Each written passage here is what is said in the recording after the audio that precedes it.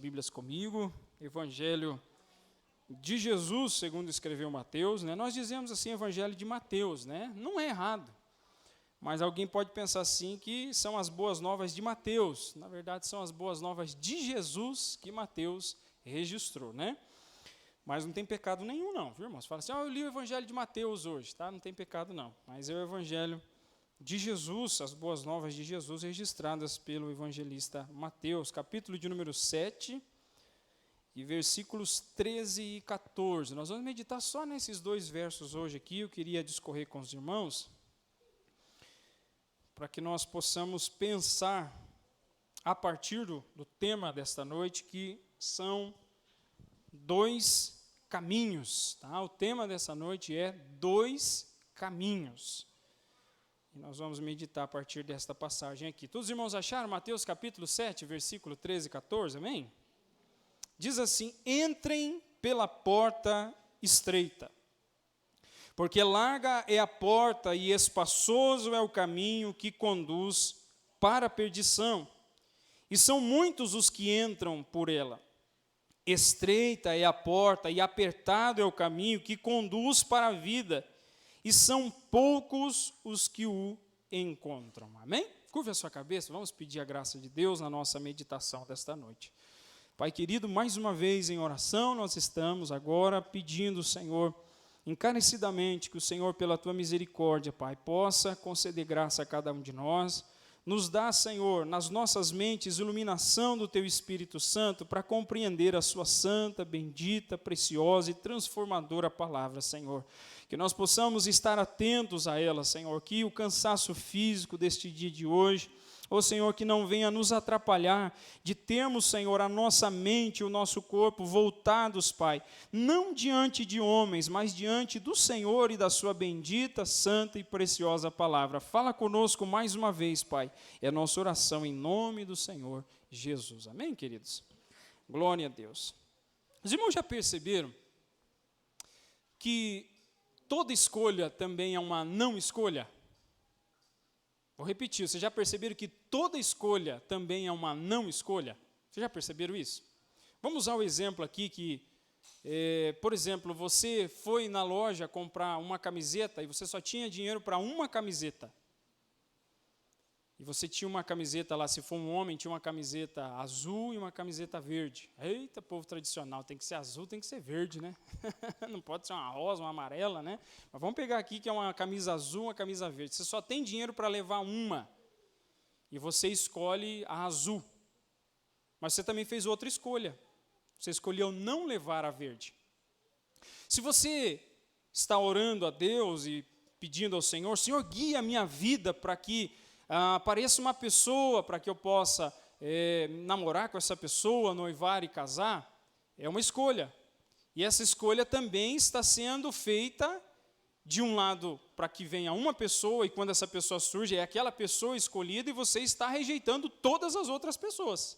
Esse é o padrão normal, né? Por isso que o ser humano não consegue se contentar no seu coração em fazer uma escolha e ter que arcar com aquilo para o resto da vida. Ele diz, mas só uma vez, tem que escolher mais vezes.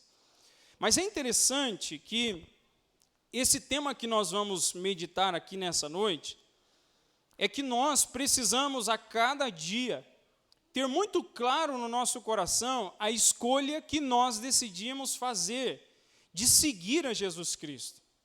Essa escolha deve ser uma escolha consciente, é uma escolha que deve ser clara para cada um de nós, porque nós veremos no decorrer da meditação dessa mensagem que toda escolha tem um custo. E que toda escolha tendo um custo, nós devemos pensar em o maior benefício possível, pensando nas coisas eternas das nossas escolhas. Então nós vamos meditar a partir desse texto e tentando entender a necessidade de que nós possamos manter o nosso coração sempre conscientes na presença de Deus e fazendo escolhas segundo a vontade de Deus até o fim, né? Quando nós olhamos para essa passagem, é interessante perceber que Jesus não trata de explicar que tipo de caminho e que tipo de porta. Provavelmente, na mente das pessoas que estão ouvindo o Senhor Jesus proferir essas palavras, ele já tem uma imagem clara dentro da mente, que para nós muitas vezes é difícil de tentar discernir se quando Jesus pronuncia essa palavra, ele está diante de algum caminho necessariamente, de algum carreiro, próximo de alguma porta. É difícil para nós entendermos necessariamente, mas certo é que nós e eles, principalmente aquele primeiro público, né, a audiência inicial, os discípulos que estão ouvindo essa palavra de Jesus, quando Jesus disse assim, que há uma porta e há um caminho, eles têm algo claro dentro da mente deles, como os irmãos eu acredito que têm. Quando eu digo para você um caminho, o que você pensa? Provavelmente você vai pensar um caminho para o teu trabalho, um caminho para casa, né, uma rua, uma estrada, um carreirinho, alguma coisa parecida com isso. E quando você ouve a palavra porta, também vem na sua mente um determinado tipo de porta. É interessante quando nós observamos aqui que Jesus vai fazer esse comparativo entre duas portas e entre dois caminhos. Ele diz que uma porta e um caminho é estreito, e ele diz que a outra porta e o outro caminho é largo. E eu sei que os irmãos já ouviram muitas vezes essa passagem sendo falada e referida, e quem sabe até várias vezes pregada, e na nossa mente nós criamos, às vezes, alguma conexão com ela. Então, se nós tivéssemos a oportunidade aqui hoje de perguntar, irmãos, vocês já ouviram alguém ensinando ou pregando a respeito dessa passagem? Provavelmente vocês vão dizer que sim. E se eu perguntasse, qual é o entendimento que você aprendeu a partir daquele ensino e daquela pregação? Pode ser que haja uma distinção grande aí no meio dos irmãos, cada um dando um parecer a respeito dessa passagem das Escrituras. Mas fato é que nós precisamos olhar para essa passagem e entender que a decisão aqui a ser tomada é uma decisão que define destino eterno dos seres humanos. Então, quando nós olhamos para isso, nós podemos deferir disso e de entender essa realidade, que aqui nós temos um caminho de vida e um caminho de perdição eterna. Vocês já perceberam que muitas vezes nós não nos tornamos tão conscientes como deveríamos do fato de existir vida eterna e de existir perdição eterna? Você sabe quando nós muitas vezes vamos refletir sobre perdição eterna ou vida eterna? Alguém arrisca aí? Qual é um dos momentos ou vários momentos da vida quando nós refletimos sobre vida eterna e perdição eterna? Qual que é esse momento? Velório. Pensa num negócio que faz e tem uma força de puxar a mente da gente para pensar em vida eterna ou em perdição eterna. Porque nós, seres humanos, vivemos de maneira tão acelerada que a gente nutre a ideia de que nunca vai morrer. Não tem hora que parece que a gente vai continuar acelerado assim, vai continuar fazendo as mesmas coisas sempre? Mas quando você se depara com uma pessoa dentro de um caixão, às vezes de uma idade variada, às vezes pode ser uma criança, pode ser alguém de 10, 15, 20, 50 anos, não importa, mas aquilo te leva a refletir que uma hora vai chegar o teu time, né? Vai zerar, e você vai ter que deixar esse mundo. E aquele momento é o momento de reflexão para os corações. É por isso que nos momentos de velório, é muito oportuno que exista lá um pastor, um obreiro do Senhor para pregar a mensagem do Evangelho, porque naqueles momentos muitas pessoas estão susceptíveis a ouvir a mensagem do Evangelho e ter esse glamour da vida sendo jogado para baixo para que a pessoa entenda que amanhã pode ser ela que esteja dentro daquele caixão. E é interessante observar isso, porque pensar nessa passagem é uma passagem que vai nos fazer entender que esta escolha que é feita não é qualquer escolha, como escolher, como eu disse no princípio, como ilustração, uma camisa azul ou uma camisa verde. É uma escolha que define o nosso destino eterno. E vamos só abrir um parênteses aqui, que provavelmente, às vezes, os irmãos podem ouvir na internet, alguém dizendo aí que, o famoso povo chamado de universalista, dizendo que não, no final, quando Jesus voltar, pode ser que Jesus deixa as pessoas que o rejeitaram por um período de tempo ali sofrendo algum tipo de dificuldade, às vezes ardendo no momento de sofrimento como fogo, né? Chorando, gemendo. Mas depois Deus vai se arrepender e Deus vai tirar todo mundo de dentro do inferno e colocar todo mundo dentro do céu. Essa é a ideia chamada de universalismo. Mas essa ideia não é comparada, ela não pode ser equiparada ao ensino neotestamentário da realidade do inferno. A Bíblia diz que tanto quanto o céu e o desfrute do céu E o gozo e a alegria do céu são eternos, tanto quanto também é o sofrimento dos perdidos e dos ímpios. Os irmãos conseguem entender isso? Que assim como o desfrute, a alegria, a paz, a comunhão dos salvos são eterna, também da mesma forma é eterna o sofrimento, a angústia e o momento ali de tormento que aquelas pessoas vão enfrentar no inferno. Vocês já pararam para prestar atenção a respeito disso? Esse povo universalista está equivocado segundo o ensino das Escrituras. Há um outro grupo chamado de aniquilacionista, que diz que o povo que for padecer no inferno, ele vai passar um tempo ali e depois aquelas almas serão aniquiladas, elas serão destruídas. Então, eles estão dizendo que vão sofrer por um pouco e depois eles serão destruídos e nunca mais passarão por sofrimento. Mas segundo o ensino neotestamentário, tanto quanto a alegria, o gozo e o desfrute da vida eterna são eternos, o sofrimento, a miséria, a dor serão eternas também na vida dessas pessoas. Pastor, mas que coisa chata de falar disso aí. Para que tocar num assunto como esse? O que tem a ver isso aqui? Porque Jesus está dizendo. Jesus está dizendo que as nossas decisões, elas acarretam em consequências eternas.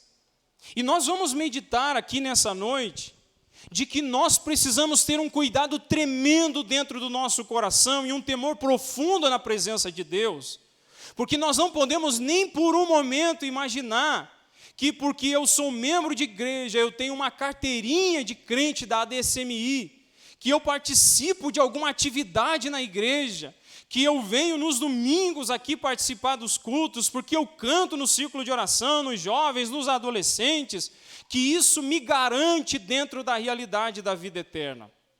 Nós teremos a oportunidade na quarta-feira que vem de analisar a sequência dos versículos 15 até o versículo de número 20, de pessoas que em nome de Jesus expulsaram demônios. Pessoas que, no nome de Jesus, eram pessoas que faziam milagres, como diz ali o versículo 22. E Jesus vai dizer, eu não conheço vocês. Expulsou demônios, fez milagres, fez prodígio no nome de Jesus, mas Jesus está dizendo assim, eu não conheço vocês. É séria essa mensagem ou não é, irmãos? Para mim, para você e para nós é pensar sobre isso. Você imagine alguém viver uma vida inteira na cegueira, pensando que por fazer parte simplesmente de uma igreja, essa pessoa está garantida no céu. Essa é uma mentalidade que os judeus possuíam. Os judeus do tempo de Jesus, eles nutriam de maneira tão convicta de que só o fato de serem judeus, de serem descendência de Abraão, eles já estavam garantidos no céu. Então, assim, se eu tenho uma genealogia, se eu faço parte da família de Abraão, então eu estou garantido dentro do céu. Isso não pode acontecer com a gente também de ter esse comodismo? Já disse para os irmãos que eu nasci num lar evangélico. E dentro de um lar evangélico, eu posso me sentir confortável de dizer que porque os meus pais são evangélicos, eu também estou garantido lá dentro. Mas nós estamos cansados de ouvir a palavra do Senhor e o testemunho dos servos do Senhor dizendo que a salvação é uma decisão individual de cada ser humano que deve ser feito com temor, reverência e arrependimento diante da presença de Deus pela atuação do Espírito Santo no nosso coração que nos leva a esse arrependimento. Os irmãos estão entendendo até aqui, irmãos? Então, a palavra de hoje aqui é para que nós refletimos, que nós venhamos a refletir juntos aqui sobre a necessidade de sermos conscientes de que Deus propõe diante de nós dois caminhos, o caminho da vida e o caminho da perdição. Amém? Não sei se vocês perceberam aqui, mas no final do versículo 13, depois de dizer o Senhor Jesus que a porta é larga e o caminho é espaçoso, ele diz assim que são muitos os que entram por ela. Quando você lê o versículo 14, Jesus vai dizer que apertado é o caminho e estreita a porta que conduz para a vida, e são poucos os que entram por ela. Vê a proporção? Larga a porta e larga o caminho, muitos. Estreita a porta e estreita o caminho, poucos. E agora nós vamos tentar refletir o porquê que tem muitos se enganando na estrada larga e na porta larga, e porque existem poucos que estão no caminho estreito e na porta estreita também. Tá? Vamos refletir a respeito dessa realidade. Quem aqui, irmãos, acompanhou pelo menos umas 5 mensagens aqui do Sermão do Monte? Levanta a mão aí. Maravilha. Deixa eu fazer uma pergunta para você. É difícil viver essa realidade que Jesus apresentou para nós aqui? É difícil viver, como diz as bem-aventuranças, uma vida de reconhecimento da nossa incapacidade e da nossa necessidade de Deus de maneira constante? É difícil ou não? Ou é só eu que muitas vezes tenho um sentimento de autossuficiência e eu imagino por algum minuto que em alguma área da minha vida eu posso viver sem pedir a graça de Deus naquela área, sem orar por aquela área, sem pedir a misericórdia de Deus naquela área? Ou somos nós, muitas vezes, que vemos nas nossas vidas esses caminhos aonde nós queremos tomar a escolha de determinado trabalho, nós queremos tomar a escolha de congregar em uma determinada igreja, nós queremos tomar a escolha de ter uma pessoa num relacionamento como amigo, num namoro, no noivado, no casamento, ou muitas vezes não temos essa atitude, né, de agir assim e de tomar as nossas atitudes sem consultar a Deus. Nós não fazemos isso? Vocês já perceberam que em muitas das vezes só pensamos que não colocamos Deus na frente e pedimos a misericórdia dele quando aquilo dá errado, quando nós nos frustramos, quando nós nos decepcionamos, e aí então nós nos lembramos, olha, eu nem pedi a direção de Deus para isso, eu nem supliquei a misericórdia do Senhor para me ajudar nessa circunstância. Então o que Jesus está ensinando no Sermão do Monte, naqueles primeiros versículos, do 3 até o 12, do capítulo 5, ele está dizendo que nós precisamos, a essência daquilo é viver uma vida de total dependência de Deus. Nós vimos aqui, no capítulo 5, do versículo 21 ao 26, a dificuldade de lidar com a ira no nosso coração. De que a ira não tratada no nosso coração é tida por Deus como homicídio. Nós vimos aqui que o olhar cobiçoso para alguém que não é meu cônjuge, que não é minha esposa, que não é seu esposo, olhar para essa pessoa e cobiçar no coração, Jesus diz que isso é adultério. Jesus vai dizer que as nossas palavras não podem ser ociosas. É uma mentirinha aqui, é uma palavra dita aqui e não honrada ali, é uma palavra de comprometimento com alguém que não é sustentada depois, mas diz, não, mas é assim mesmo, palavras são palavras, e Jesus vai dizer que as nossas palavras precisam ser sim, sim, ou não, não, porque o que proceder isso, né, a mais do que isso, é de procedência maligna. Nós vimos aqui Jesus ensinando, ainda no capítulo 5, né, aquela palavra de olho por olho e dente por dente, né? Os irmãos se lembram disso? Nós estudamos aqui de maneira pormenorizada, Jesus dizendo que o ensinamento antigo daquele olho por olho e o dente por dente, ele está dizendo na nova realidade, eu porém vos digo, não resistam ao perverso, se alguém lhe der um tapa na face direita, ofereça-lhe também a face esquerda, se alguém quiser processar você e tirar a tua túnica, deixe que ele leve também a capa. Se alguém obrigar você a andar 1 milha, vá com ele 2, dê a quem te pede, não volte as costas ao que lhe pedir emprestado.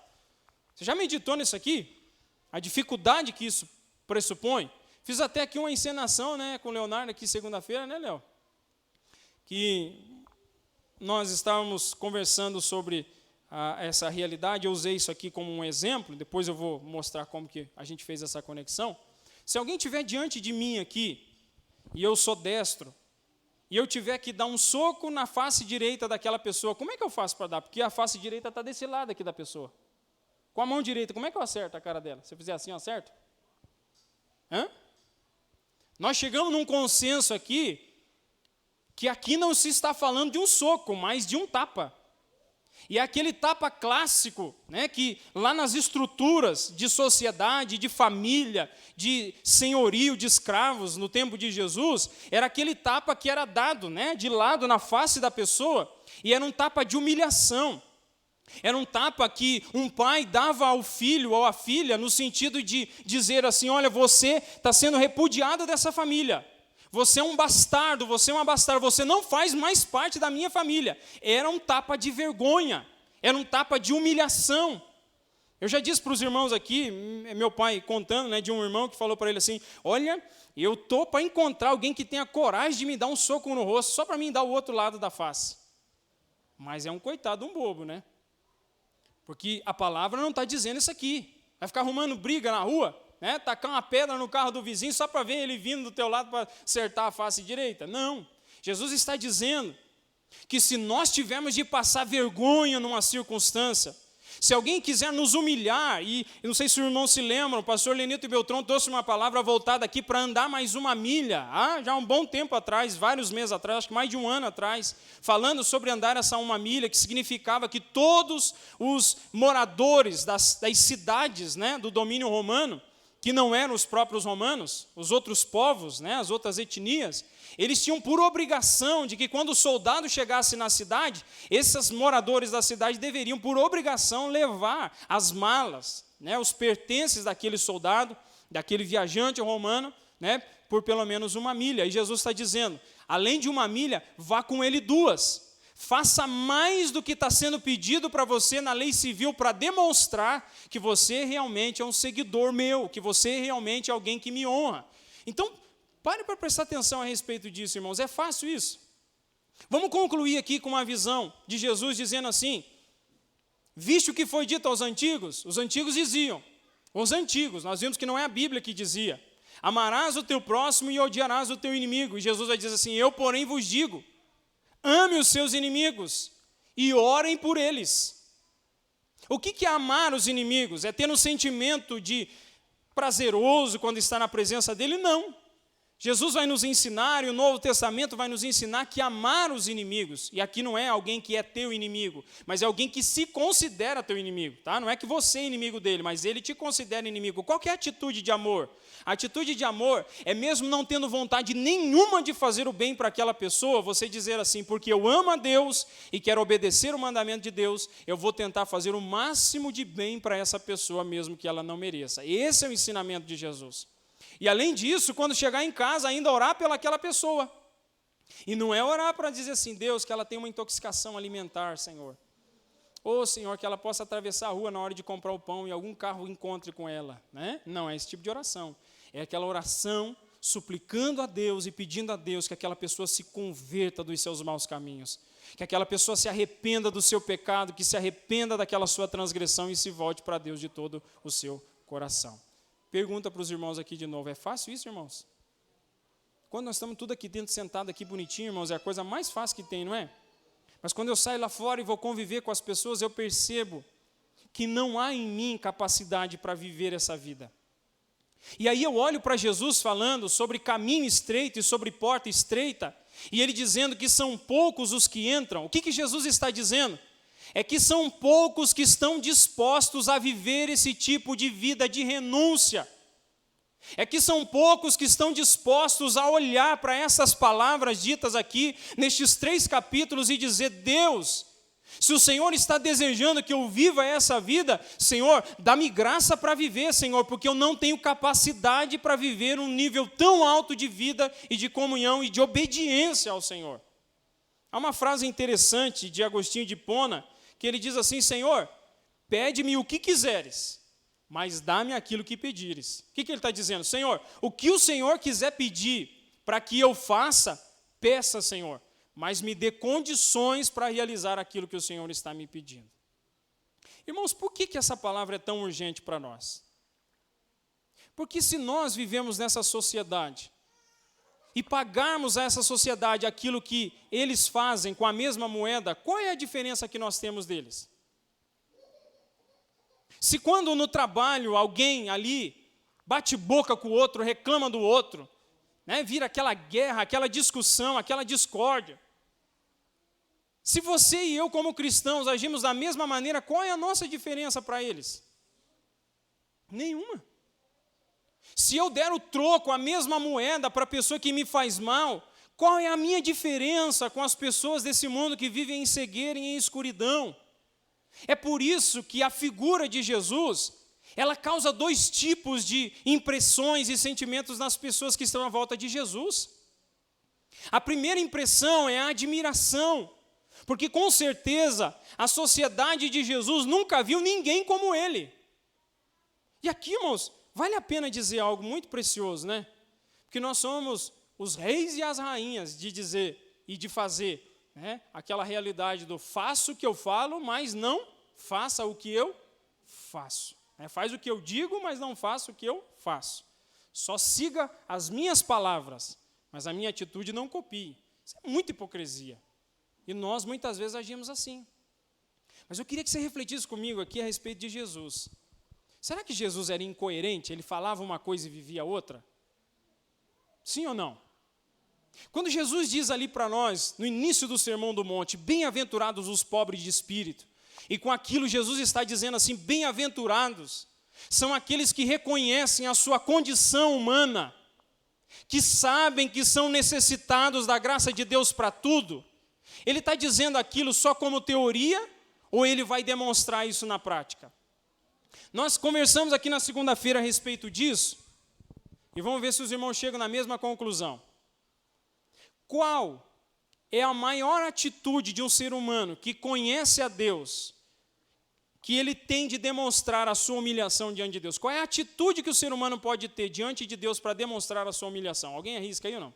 Quem não estava na segunda, hein? Hã? Alguém falou aí bem baixinho aí. Oração. A oração é a atitude de maior humilhação que o ser humano pode ter.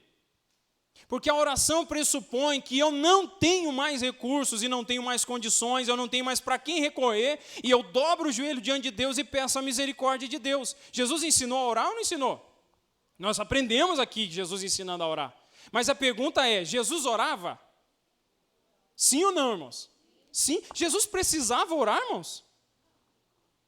Jesus, na sua vida terrena, continuou sendo Deus, mas por se submeter à vontade do Pai, se tornando um ser humano como nós, Jesus viveu esta vida aqui em completa submissão ao Pai. Você vai ler os evangelhos e você vai ver várias e várias vezes o relato dos evangelistas dizendo que muitas vezes Jesus se retirava da multidão, ele se retirava do convívio ali, naquele momento com os seus discípulos, e ele passava momentos em oração falando com o Pai. Então Jesus não é como um hipócrita que chega diante dos seus discípulos e diz, você tem que orar, você tem que orar, você tem que orar, mas é alguém que não ora. Você está entendendo aqui a realidade de Jesus? O caminho estreito que Jesus está ensinando não é simplesmente dizer para todo mundo que você precisa viver uma vida de dependência com Deus, mas é ter consciência no seu próprio coração de que você é dependente de Deus. E às vezes, irmãos, nós só encaramos que nós somos dependentes de Deus quando nós ficamos doentes e não tem cura. Nós só encaramos a nossa dependência de Deus quando estamos desempregados e já entregou 150 currículos e não encontrou um emprego. Nós só buscamos o socorro e a ajuda de Deus quando o casamento já foi embora, quando a família já foi desfeita. Nós só buscamos a ajuda de Deus quando nós percebemos que falhamos e erramos e cometemos uma burrada gigante. Aí nós pensamos, meu Deus, eu precisava da sua ajuda, eu precisava da sua graça. É por isso que Jesus vai dizer que o caminho e a porta estreita é o caminho em que diariamente, querendo ou não, o meu coração desejando ou não, eu vou dobrar no meu joelho diante de Deus e eu vou confessar, Senhor, eu preciso da sua graça a todo momento. Eu preciso da sua graça para vencer, Senhor, as tentações do meu coração. Eu preciso da sua graça para vencer, Senhor, o assédio do mundo que deseja, muitas vezes, colocar diante de mim pratos para me oferecer algo, para desviar da sua presença. Senhor, eu preciso da sua ajuda para ser livrado do maligno e das tentações de Satanás. Queridos, isso precisa ser feito diariamente em nossas vidas, porque esse é o caminho da porta estreita e do caminho estreito. Eu me recordo desde criança, é a minha experiência de ter ouvido, irmãos. Aí já é cada um dos irmãos, mas eu me lembro que muita gente associava o caminho à porta estreita, dizendo assim, ó, essas mulheres que andam de brinco aí, quando chegar na porta do céu, não passa, porque lá não entra brinco. Alguém já ouviu isso aí ou não? Não? A Esther disse que não. Eu ouvi. Dizendo que fulano de determinada igreja tem que ser dessa igreja aqui, porque se não for dessa igreja aqui, não passa, porque aquela igreja é a igreja da porta larga. Mas lá está sendo pregada a Bíblia, está sendo ensinado. O pastor lá tem temor de Deus, falando da verdade do Senhor, mas não tem o mesmo nome que está na placa que a gente tem. Muitas coisas assim já foram ditas ao longo da história interpretando essa passagem aqui, mas essa é uma atitude hipócrita. Queridos, toda mudança externa, ela passa por uma mudança interna. Toda a realidade de transformação genuína, ela é feita primeiramente no coração do ser humano, para aí depois ser transmitida de alguma forma no exterior da sua vida. Vamos imaginar aqui, que uma pessoa está com câncer de pele. E nesse câncer de pele, ela está cheia de manchas no rosto, O câncer já está agressivo contra ela, ela precisa sair para ir numa festa. E para ir naquela festa, esconder aquelas manchas, vai na maquiadora. É maquiadora que fala mesmo, né? Isso ou não? As irmãs ali trabalham com isso aí, não sei como é que é, mas se eu errei a palavra, me corrija por gentileza. Você vai na maquiadora e passa um monte de coisa no rosto para esconder aquelas manchas do câncer que está envolvendo o rosto. Passa pó de arroz, passa, sei lá, com base, né? E tanta coisa. E fez aquela camada ali em volta. Resolveu o problema? A solução não é paliativa? Não é provisória? A Bíblia está dizendo para nós que nós necessitamos de uma transformação radical dentro do nosso coração. Você sabia que uma das coisas mais difíceis que nós temos é encarar a nós mesmos? Eu sou bom, eu sou prático para olhar para o irmão Marcilon e apontar o erro dele. Falar, irmão Marcilon, você está errando aqui, acolá. Mas a mesma habilidade e a agilidade que eu tenho para apontar o erro dele, eu não tenho para apontar o meu. A mesma agilidade que eu tenho para denunciar o erro de outros, eu não tenho para denunciar o meu próprio erro. E isso é uma espécie de cegueira. É alguém que quer viver na porta larga, é alguém que quer viver no caminho largo, é alguém que não quer ser confrontado pela verdade de Deus. O Dietrich Bonhoeffer escreveu um livro na época do nazismo, intitulado Discipulado. E ele fala dentro do livro sobre a graça barata. E ele define graça barata como uma graça, uma suposta salvação que não exige nada da pessoa. Uma suposta salvação que não vai exigir dela renúncia, que não vai exigir dela obediência a Deus. É um tipo de graça barata daquele povo que prega dizendo, venha do jeito que você está e permaneça do jeito que você está. É aquele tipo de gente que não pode ouvir falar sobre pecado, não pode ouvir falar sobre inferno, porque espanta as pessoas. Mas, queridos, eu queria dizer para você que Jesus Cristo não anuncia na sua palavra, dizendo sobre graça barata, uma graça que não transforma, uma graça que não muda, uma graça que não faz da pessoa uma nova criatura, mas Jesus Cristo fala de uma graça que transforma o coração, que muda essa pessoa para o lado de dentro, como Paulo diz em 2 Coríntios, capítulo 5, versículo 17, dizendo, assim, se alguém está em Cristo, é uma nova criatura, as coisas velhas já passaram, e eis que tudo se fez novo. O que ele está dizendo? O que se fez novo? Se fez nova a mentalidade. A mentalidade não é mais a mentalidade do mundo que pensa em ser feliz conforme os padrões do mundo, que pensa em ser rico conforme os padrões do mundo, que pensa em ser famoso como os padrões do mundo, não. É uma mentalidade segundo Deus, é uma mentalidade de rejeição e de abandono à vontade humana, egoísta e autocentrada. Vai dizer que o nosso grande problema, o nosso grande sofrimento não é porque nós somos tremendamente egoístas. Que é isso, pastor? Está dizendo que eu sou egoísta? Nós somos egoístas. Tudo que nós fazemos, se não for conscientizado pela graça de Deus, tudo que nós fazemos, nós queremos ser servidos e ser agradados pelas pessoas. Eu ouvi esses dias atrás uma pessoa comentando, que um cristão mais experiente colou nela para poder ajudar ela, a discipular ela, a cuidar dela. Um homem mais experiente cuidando de alguém mais imaturo. E aí, todas as vezes que esse cristão mais imaturo chegava para esse cristão mais experiente para ser discipulado, para receber uma ajuda, ele reparou que a pessoa sempre dizia para ele assim, ele vinha assim e contava assim, o fulano fez um negócio para mim lá que eu não gostei, eu fiquei muito chateado com o fulano. E aí esse irmão mais experiente dizia para ele assim, você está errado. Ele dizia, mas como eu estou errado? O fulano está errado em me fazer isso aí. Ele falou, não, você está errado. Porque se está doendo dentro de você, é porque está ferindo o teu ego. É porque você está tentando fazer com que as pessoas possam te agradar. E ele disse que todas as vezes que ele vinha e reclamava de alguém, dizia, a pessoa lá fez um negócio para mim, falou tal negócio de mim, me rejeitou, a pessoa me pisou, a pessoa me envergonhou, e vinha para esse cristão mais maduro, esse irmão mais maduro, e dizia para ele assim, olha, Você está errado. E ele falou assim, eu comecei a pegar raiva desse irmão. Só ficar falando que eu estava errado, que eu estava errado, que eu estava errado. Mas eu queria dizer para você que se nós entrarmos num estado de conformismo conosco mesmo, se nós acharmos que nós estamos bons o suficiente, que nós já alcançamos a perfeição, que nós somos bons cristãos, que nós somos bons maridos, que nós somos boas mulheres, que nós somos bons filhos, que eu sou um bom pastor, que você é um bom pastor, que você é um bom líder, nós vamos nos tornando insensíveis e nós estamos perto de escorregar e de cair.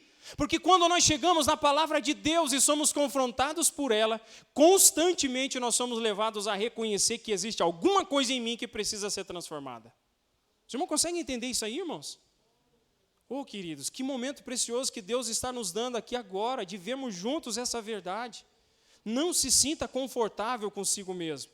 Cuidado com aqueles momentos onde você acha que você é bom demais e as pessoas que estão do seu lado é que são ruins, que elas não te merecem, que você deveria ter pessoas melhores à sua volta, bem provavelmente você já escorregou e está tentando viver a vida do caminho largo e da porta larga, que é o tipo de suposto evangelho que facilita a vida das pessoas para que ela se sinta confortável na sua atitude de pecado. Você já viu esse tipo de coisa? Eu não vou mais naquela igreja, não falo mais com aquela pessoa, porque toda vez que eu vou lá, as pessoas ficam me olhando daquele jeito, ficam me confrontando daquele jeito. Mas existe uma diferença aqui, né, irmãos? Tem gente que julga mesmo. Nós vimos aqui no início do capítulo 7, não tem pessoas que é maldosa no julgamento? Que aponta o erro do outro só para ver a vergonha da pessoa? Mas tem muitas pessoas que no seu coração o desejo é de confrontar a pessoa no erro, para levá-la ao arrependimento. E levando o arrependimento, ajudá-la na restauração da sua comunhão com Cristo.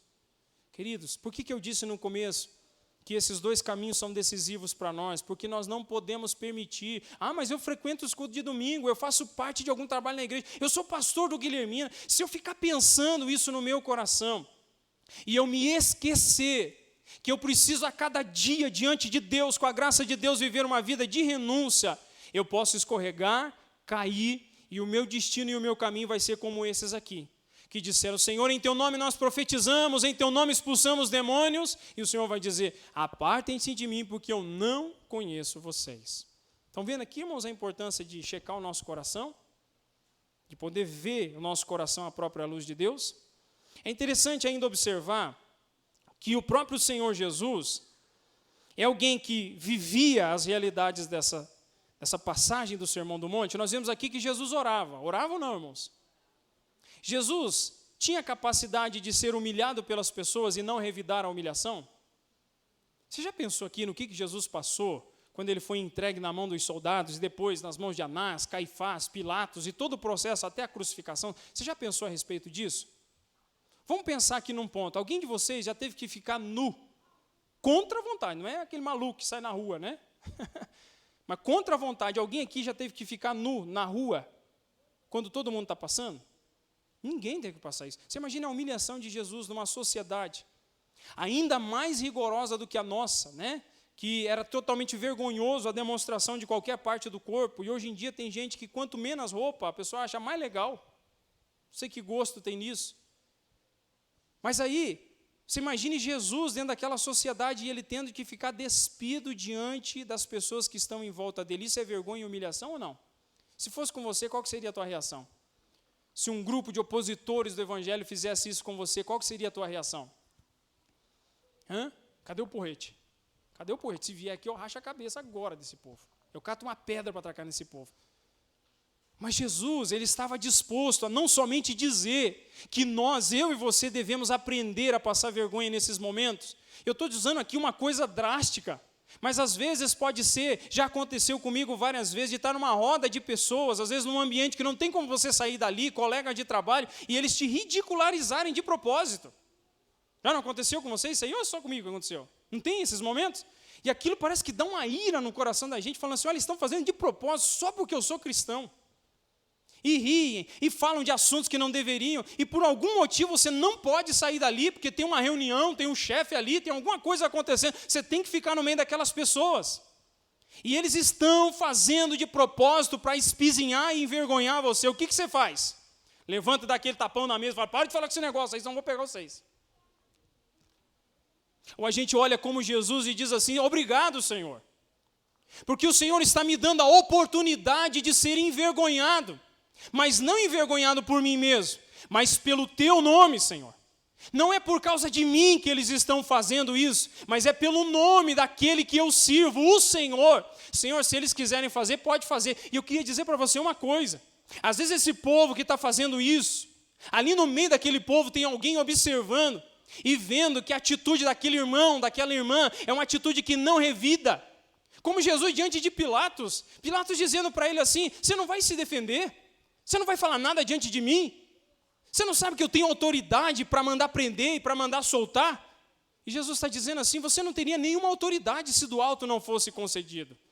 Quando Jesus está no Getsêmani, e Pedro pega a faquinha dele e corta a orelha do soldado, Jesus vai lá e coloca a orelha de volta e dizendo, não faz isso não, você não sabe que eu tenho autoridade, se fosse necessário, se eu quisesse, eu convocaria os exércitos de anjos do meu Pai, e eles batalhariam por mim. Jesus está disposto a ser preso por aqueles homens e caminhar por dias de sofrimento na mão daqueles homens, por momentos de sofrimento na mão daqueles homens, e Jesus não revidou de forma alguma. Você sabe por que ele fez isso?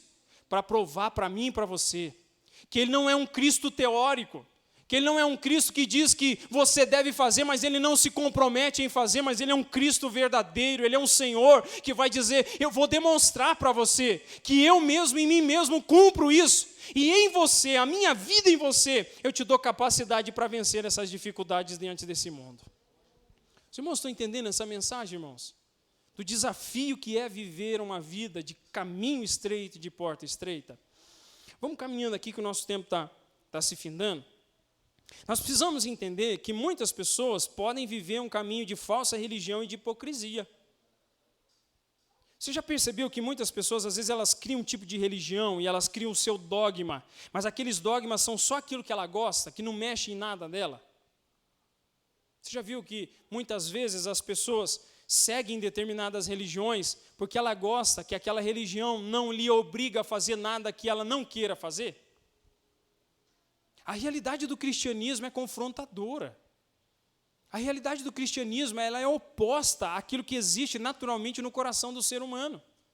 É por isso, queridos irmãos e irmãs, que nós precisamos questionar que tipo de Cristo nós estamos servindo.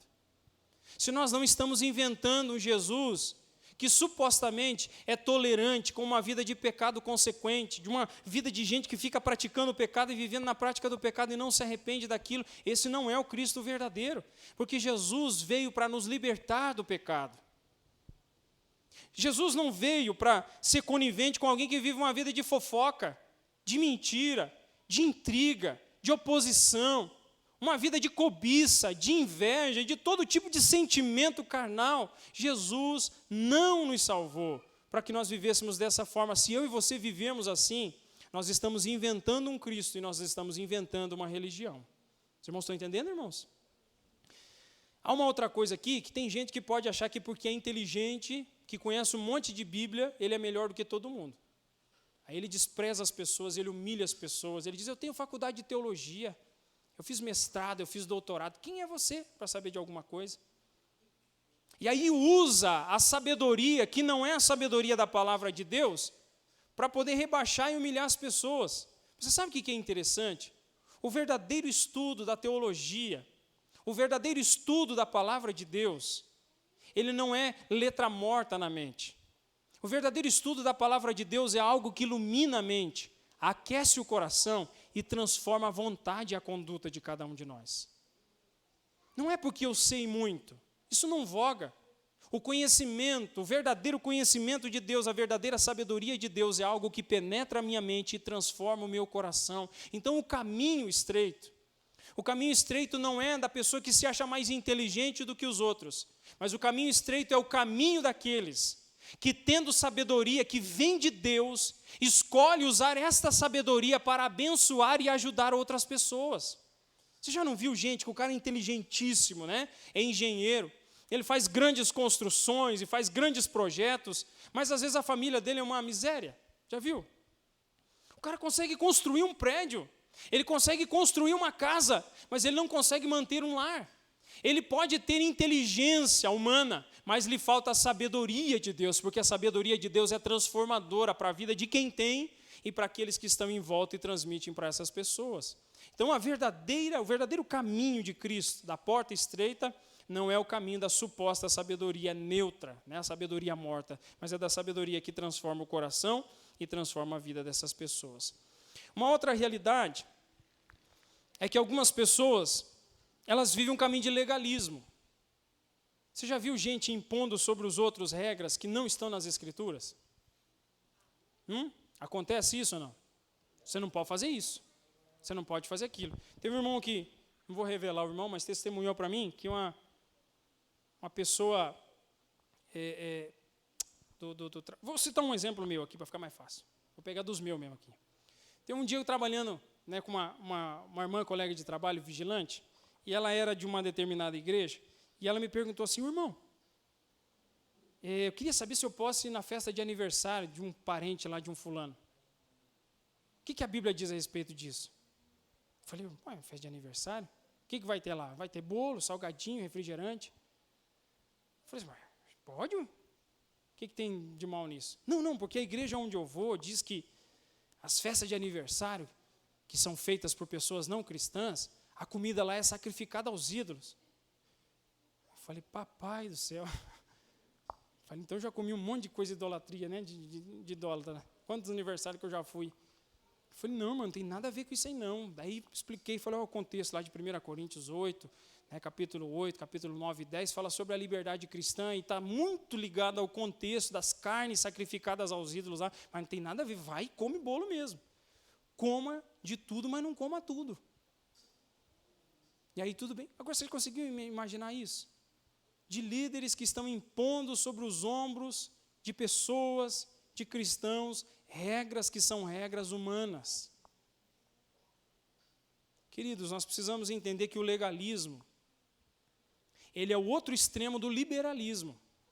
Se você diz assim que nada é errado, você está errado. Se você diz que tudo é errado, você está errado. Existe um equilíbrio que só a palavra de Deus pode nos ajudar a ter. Tudo o que é destemperado é ruim. Alguém aqui gosta de comer comida muito salgada? A gente até come, irmãos, às vezes a esposa faz. Ela não veio hoje, vou fazer de tudo para ela não ver essa parte. Corta, né? Edita aí, Léo. Mas já aconteceu, às vezes, a sua esposa, ou do seu esposo, porque eu também cozinho. Os irmãos também, amém? Eita, tem uns varão aí, que maravilha. De você cozinhar e perder a mão, um negócio que é difícil, às vezes, não, quer dizer, é fácil de você perder a mão, é carne moída e abobrinha, irmãos. Se você bobear com aquilo ali, você joga o sal ali em cima, você dá uma girada ali, daqui a pouco você experimenta, está sem gosto. Joga mais um golinho, né? Você joga mais um golinho ali. Aí experimenta, e o canto que você pegou, não pegou sal. Aí você vai jogando sal, quando termina, joga um molho, vira aquela banha de sal, né? Aí quando você vai comer, aí você vai comendo ali, ó. E aí a pessoa pergunta, você está gostoso? Está muito bom, está meio salgadinho nela. Capaz. Mentiroso, né? Mas não está aguentando mais aquilo aí, não vê a hora de terminar aquela comida. Daí quando termina, a pessoa ainda diz assim para você, mas você comeu tão pouco hoje, né? Aí você tem que falar assim, eu estava sem fome. Porque senão a situação, né, fica difícil. Mas você já comeu também uma comida sem sal? Não é sem graça? Então por isso que eu estou dizendo para você que a vida cristã é uma vida temperada. Ela é uma vida equilibrada. Que o legalismo não é o caminho de dizer que tudo é errado, não é o caminho de dizer que tudo é permitido, eu posso fazer todas as coisas, também não é o caminho, mas existe um equilíbrio que as Sagradas Escrituras nos demonstram. Mas o caminho de equilíbrio dá trabalho. É mais fácil ouvir o que o fulano disse, o que ciclano disse, do que ir pesquisar direto na fonte para saber o que a Bíblia diz, irmãos. Hoje é mais fácil entrar no YouTube e digitar lá alguma coisa, né, algum assunto, do que eu ir no pé da Bíblia e poder entender aquilo que as Escrituras dizem. Esse é o caminho difícil, mas é o caminho que Deus deseja de nós, indo diretamente na fonte e beber dela. Não estou dizendo que você não pode receber ajuda de outras pessoas, eu estou tentando ajudar você aqui a entender a Bíblia. Mas isso não exime você e eu da responsabilidade de conhecer direto da fonte, que é as Sagradas Escrituras. Amém, irmãos? Eu queria finalizar aqui dizendo para você o seguinte, que o caminho da maioria não é o caminho da vida. Você já entrou numa fila que você teve vergonha de perguntar se era ali? E você teve que ficar esperando um tempão para descobrir que não era ali? Às vezes, quando sobra um dinheiro, às vezes eu vou ali no Recanto Gaúcho, ali da Vitor Ferreira, para comprar uma marmita, para me comer no serviço. E ali, se você for lá, você tem 2 filinhas ali. Uma fila da marmita e a outra é das porção. A das porção daí é só para o pessoal que já está em outro nível. E eu, algumas vezes, das primeiras vezes que eu fui ali, da primeira vez, melhor dizendo, que eu fui ali, eu fiquei naquela fila na fila da porção, né? Eu vi que aquela fila não andava, e daí a pessoa que saía daquela fila ali vinha com uns pacotão, coisa mais linda, e pensa no cheiro, irmãos. Misericórdia. E aí eu fui vendo que aquela fila estava errada, e eu perdi um tempão até descobrir que era outra fila, e a outra fila não tinha ninguém, a fila da marmita, que era só eu, o marmiteiro, que tinha lá para pegar. Você já percebeu que às vezes a gente vai na fila da maioria, porque está todo mundo fazendo? Jesus está dizendo aqui que a fila correta não é da maioria. Às vezes pode ser que a fila seja da minoria. A maioria muitas vezes quer a vida fácil, quer a vida confortável. A maioria muitas vezes não quer abandono, não quer nenhum tipo de entrega, não quer sofrer, não quer padecer, não quer amar, não quer servir. A maioria quer ficar tranquilo, quer ficar no sossego. Mas Jesus está dizendo para nós, e eu finalizo essa mensagem hoje aqui. Se você não compreendeu mais nada nessa mensagem, eu queria dizer para você, finalizando essa mensagem, que o caminho de Jesus Cristo é o caminho da porta estreita, o caminho estreito e a porta estreita que vai exigir de nós renúncia da nossa própria vontade para fazer a vontade de Deus. Mas eu queria dizer para você que ao findar esse caminho, e quando esta porta se abrir, quem estará do outro lado para nos esperar é Jesus Cristo dizendo: vinde benditos de meu Pai, possuam por herança o reino que vos está preparado desde a fundação do mundo. E é esse caminho que Jesus Cristo deseja para mim e para você nessa noite. Amém, queridos irmãos? Sentados mesmo como estão, curve a sua cabeça e vamos orar ao Pai.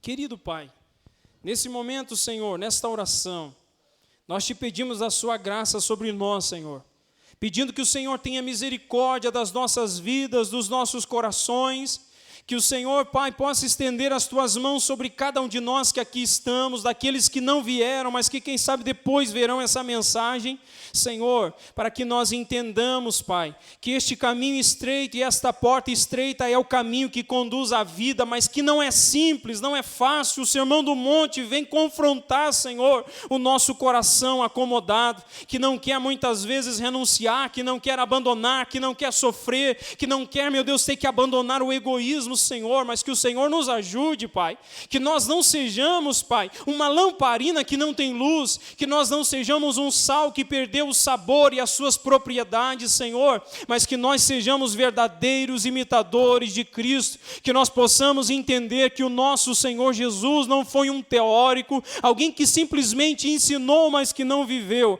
mas que nós entendamos que o Senhor Jesus foi aquele que ensinou a palavra da verdade e viveu a palavra da verdade diante dos olhos dos seus discípulos. Senhor, nos guia e nos conduza, Senhor, não nos permitindo, Senhor, termos os olhos cegados, Pai, pela comodidade, Senhor, mas que pelo contrário sejamos confrontados a cada dia pela palavra do Senhor e pelo Teu Espírito Santo, para viver no caminho da vida e daqui a pouquinho se encontrar com aquele, Senhor, que é a ressurreição e a vida, o nosso Senhor Jesus Cristo. Nós oramos agradecidos, Pai, em nome do Senhor Jesus. Amém, meus irmãos?